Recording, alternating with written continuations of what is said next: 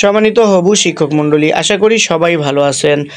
যারা পঞ্চম গণবিজ্ঞপ্তিতে শিক্ষক হওয়ার জন্য আবেদন করেছেন তাদের পঞ্চম গণবিজ্ঞপ্তির প্রাথমিক সুপারিশ রেজাল্ট প্রকাশ করা হয়েছে। সেই প্রাথমিক সুপারিশের রেজাল্ট কিভাবে একেবারেই সহজ পদ্ধতিতে আপনার হাতের মোবাইলটি দেখে মাত্র একটা ক্লিকেই দেখে নেবেন, সেই প্রসেসটি আমি আপনাদেরকে দেখিয়ে দিচ্ছি। সেজন্য আপনি আপনার মোবাইল থেকে যে কোনো একটি ব্রাউজার ওপেন করুন।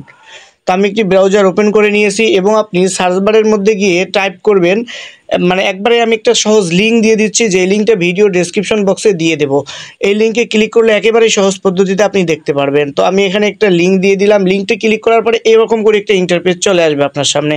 তো আপনি এখানে নিচে যে ব্যাক লেখা আছে, ব্যাকে একটি ক্লিক করে দেবেন। ক্লিক করলে এরকম একটি অপশন চলে আসবে। এখানে কিছুই করতে হবে না, শুধু আপনার ব্যাচ কত নাম্বার ব্যাচে আপনি নিবন্ধন কমপ্লিট করেছেন আপনার ব্যাচ নাম্বার দিয়ে দিবেন। তো আমি এখানে 17 দিয়ে দিলাম এবং আপনি এখানে এবার আপনার রোল নাম্বারটা আপনি দিয়ে দিবেন। তো আমি এখানে আমার রোল নাম্বারটা দিয়ে দিলাম। রোল নাম্বার দেওয়া হয়ে গেলে ফাইন্ড আছে, ফাইন্ডে একটি ক্লিক করে দিবেন। ক্লিক করার সাথে সাথে আপনার রেজাল্টটি প্রকাশ হয়ে যাবে।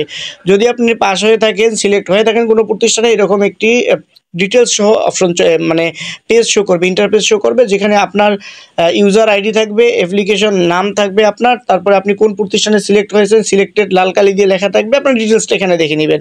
জেলা থাকবে, থানা থাকবে।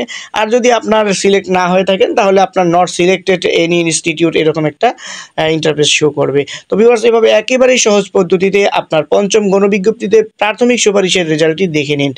শিক্ষা সংক্রান্ত সকল আপডেট পেতে চ্যানেলটি সাবস্ক্রাইব করে সাথেই থাকবেন।